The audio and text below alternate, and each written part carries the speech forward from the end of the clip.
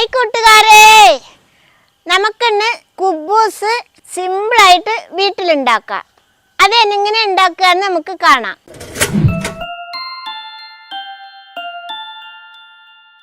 ഇതിന് ആദ്യം എന്താ ചെയ്യേണ്ടതെന്ന് വെച്ചാൽ, ചെറിയ ചൂടുവെള്ളത്തിൽ പഞ്ചസാരയും ഈസ്റ്റും പാടായിട്ട് നമുക്ക് പുളിപ്പിച്ചെടുക്കണം.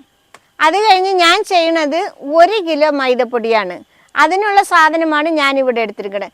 ഇത് മൈദപ്പൊടി കൊണ്ടും ചെയ്യാം, ആട്ടപ്പൊടി കൊണ്ടും ചെയ്യാം. ഇനി രണ്ടും മിക്സാക്കിയിട്ടും ചെയ്യാം. അത് ഒന്നുകൂടി ടേസ്റ്റും സോഫ്റ്റും കിട്ടണമെങ്കിൽ മൈദപ്പൊടിയാണ് അതിന് ഏറ്റവും നല്ലത്. 1 കപ്പ് വെച്ചിട്ട് 1 കപ്പ് വെള്ളമാണ് ഇതിൽ ഒഴിക്കുന്നത്. അതിലേക്ക് 1 ടേബിൾ സ്പൂൺ ഈസ്റ്റ് ഇടുകയാണ്.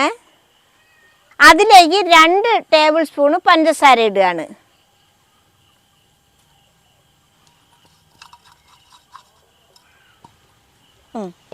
ഇത് നമുക്കിനി നന്നായിട്ടൊന്ന് ഇളക്കി കൊടുക്കാം.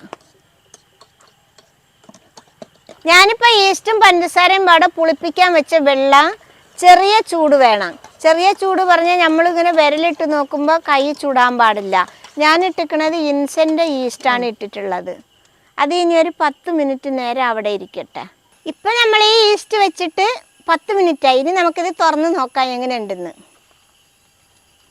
അയ്യവാ, എന്താ പൊന്തൽ കണ്ടില്ലേ? ഇതാണ് ഈസ്റ്റിൻ്റെ പവർ. നമുക്കിനി മാവ് കുഴച്ചെടുക്കട്ടോ. ഇനി മൈദപ്പൊടി ഇതിൽ കൊട്ടാം. പാകത്തിനുള്ള ഉപ്പ് ഇടാം.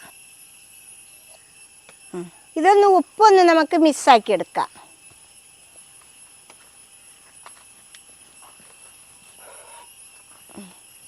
ഇനി നമുക്ക്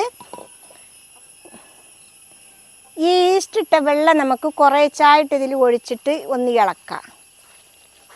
മൊത്തത്തിൽ ഒന്നുകൂടെ ഒഴിക്കണ്ട കേട്ടോ.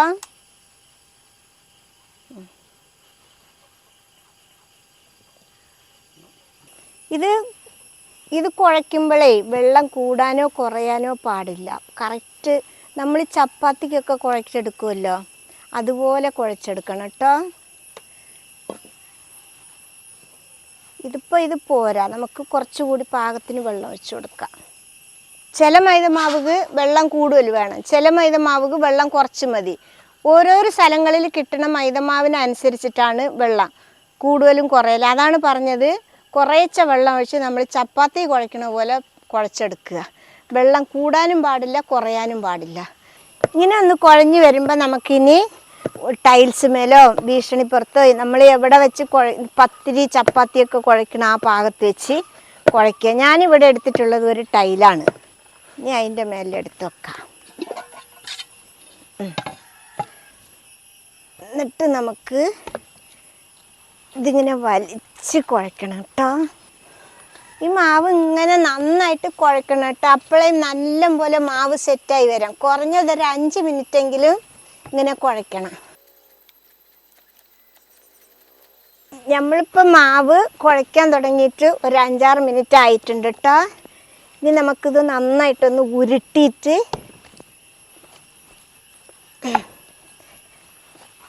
ഒരു 2 മണിക്കൂർ എടുത്ത് വെക്കണം.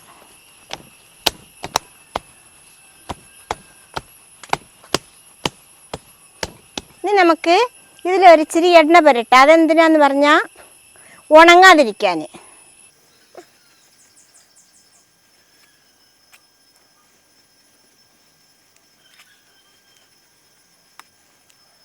നമുക്ക് എണ്ണ പുരട്ടി കഴിഞ്ഞാൽ ഇനി നമുക്കൊരു നനഞ്ഞ തുണി കൊണ്ട് ഇതിൽ മൂടി വെക്കാം. 2 മണിക്കൂർ ഇവിടെ ഇരുന്നുകൊണ്ട് ഇത് നല്ല പൊന്തി വരട്ടെ. അതുവരെ നമുക്ക് വെയിറ്റ് ചെയ്യാം. ഇപ്പം നമ്മളിത് വെച്ചിട്ട് 2 മണിക്കൂറായി. നമുക്കിനി എടുത്ത് നോക്കാം. ഇങ്ങനെ നോക്കുമ്പോൾ തന്നെ കണ്ടില്ലേ, ഫുട്ബോളിന് കാറ്റടിച്ചതുപോലെ വീർത്തിരിക്കുന്നുണ്ട്. നമുക്ക് തുറന്ന് നോക്കാം. അയ്യവാ, എന്താ അതിൻ്റെ വലിപ്പം നോക്കി. ഇത് നമുക്കിനി ഒന്നുകൂടി കുഴയ്ക്കാം. കണ്ടില്ലേ, നല്ല സോഫ്റ്റ് ഉണ്ട്. ഇതിപ്പോൾ നല്ല സോഫ്റ്റായി കണ്ടില്ലേ. ഇങ്ങനെ ഇതാവുമ്പോൾ ഇനി നമുക്കിത് 2 ചപ്പാത്തിയുടെ ഉരുളയുടെ വലിപ്പത്തിൽ നമുക്കിത് ഉരുട്ടിയെടുക്കാം.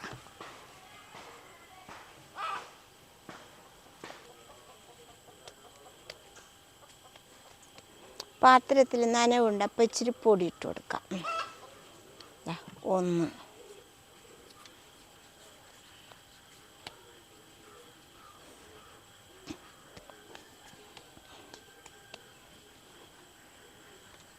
2 ഇനി നമുക്കിത് പരത്തിയെടുക്കാം. 2 ചപ്പാത്തിയുടെ കനത്തിൽ വേണം ഇത് പരത്തിയെടുക്കാം. വല്ലാതെ നൈസായിട്ട് പരത്തരുത്. ഇനി നമുക്ക് ഈ ടൈൽസിൽ ഇച്ചിരി പൊടി വിതറി കൊടുക്കാം. നമ്മൾ പരത്തുമ്പോൾ ഒട്ടാതിരിക്കാനാണ് കേട്ടോ. ഇനി നമുക്ക് ആദ്യം ഇങ്ങനെ കൈ വെച്ചിട്ട് ഇങ്ങനെ ആദ്യം വെച്ച് കൊടുക്കാം 2 സൈഡും. ഇനി നമുക്ക് പരത്താം. ഇത് പരത്തുമ്പോൾ എല്ലാ സൈഡും ഒന്നുപോലെ വേണം പരത്താൻ. അതില്ലെങ്കിൽ നമ്മൾ ഉണ്ടാക്കുമ്പോൾ പൊന്തി വരില്ല. എല്ലാ സൈഡും പൊന്തില്ല, അവിടെ എവിടെയൊക്കെ പൊന്തുള്ളു. മൊത്തത്തിൽ പൊന്തി വരാൻ വേണ്ടിയിട്ടാണ് എല്ലാ സൈഡും നല്ലപോലെ ഒന്നുപോലെ പരത്താൻ പറയണത്. ഞാനിത് റൗണ്ട് കിട്ടാൻ വേണ്ടി ഈ ഒരു മൂടി വെച്ചിട്ടാണ് മുറിക്കണത്. അപ്പോൾ എന്നാൽ വെന്ത് വരുമ്പോൾ ഒരു ഭംഗി ഉണ്ടാവും.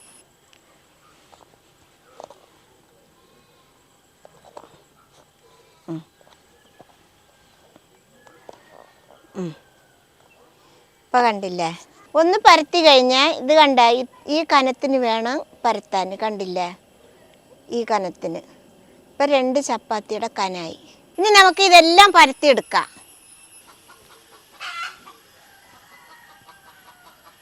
നമ്മളിനി കുറച്ച് പരത്തി കഴിഞ്ഞാൽ ഇനി നമുക്ക് അടുപ്പത്ത് വെച്ച് ചുട്ട് ബാക്കിയുള്ളത് പരത്താം. ഞാനിവിടെ എടുത്തിട്ടുള്ളത് നോൺ സ്റ്റിക്കറിൻ്റെ പാത്രമാണ് എടുത്തിട്ടുള്ളത്. നിങ്ങൾക്ക് ഏതിൽ വേണമെങ്കിലും ഇഷ്ടമുള്ളതിൽ ഉണ്ടാക്കാം. ഇനി നമ്മുടെ ചട്ടി നല്ലപോലെ ചൂടാവട്ടെ. ഇത് കണ്ടില്ലേ, ഇങ്ങനെ പൊന്തി വരുമ്പോൾ നമുക്കിത് തിരിച്ചിടാം.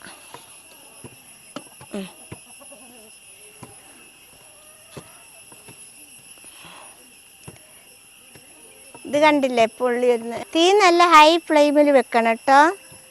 പൊന്തി വരുന്നതിനനുസരിച്ച് തീ കൂട്ടുകയും കുറയ്ക്കുകയും ചെയ്യാം.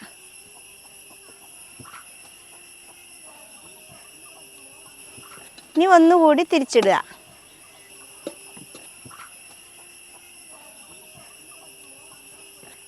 അയ്യവാ, പൊന്തി വരുമ്പോൾ നമ്മൾ ചെറുതായിട്ടൊന്ന് ഇങ്ങനെ വെച്ച് കൊടുക്കണം കേട്ടോ.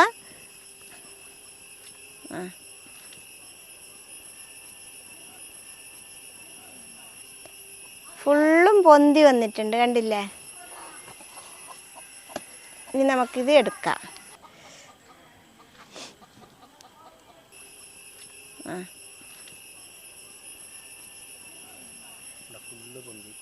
അങ്ങനെ നമ്മളെ കുക്കൂസ് ഉണ്ടാക്കൽ കഴിഞ്ഞു.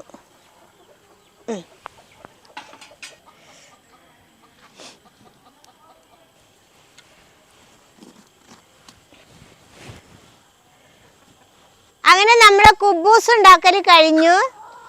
ഇനി ഇത് എല്ലാവരും ഉണ്ടാക്കി നോക്കണം. നമുക്ക് വീട്ടിൽ സിമ്പിളായിട്ട് ഉണ്ടാക്കാൻ പറ്റുന്നതാണ്. പക്ഷേ ഇച്ചിരി സമയം എടുക്കും. എന്നാലും നല്ല രുചിയിലും നല്ല ടേസ്റ്റിലും കഴിക്കാൻ പറ്റും. കുട്ടികൾക്കൊക്കെ വയറിന് കേടില്ലാതെ കഴിക്കാൻ പറ്റുന്ന സാധനമാണ്. എല്ലാവരും ഉണ്ടാക്കി നോക്കണം. ഇഷ്ടപ്പെട്ടാൽ സബ്സ്ക്രൈബ് ചെയ്യണം, ലൈക്ക് ചെയ്യണം, കമൻറ്റ് ചെയ്യണം, ഷെയർ ചെയ്യണം.